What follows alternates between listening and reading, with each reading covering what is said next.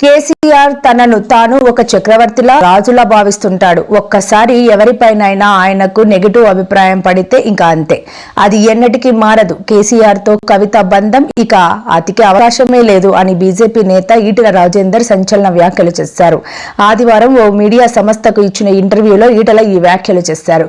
కేసీఆర్ కవితల బంధం ఇక ముగిసినట్లేనని ఆయన పరోక్షంగా తేల్చి చెప్పారు. కేసీఆర్ కు ఎదురు చెప్పేవారు ఆ తర్వాత ఆయన దరిదాపుల్లోకి కూడా వెళ్ళలేరని వివరించారు. క్షమాపణ చెప్పండి, బండి చేస్తాను. నీకు చేత కాదు. నువ్వు 2024 ఎన్నికల కంటే ముందు ఏ ప్రగల్భాలు పలికినవో, ఏ హామీలు ఇచ్చినవో, ఏ మాటలు చెప్పినవో ఇవన్నీ నేను చేయలేను.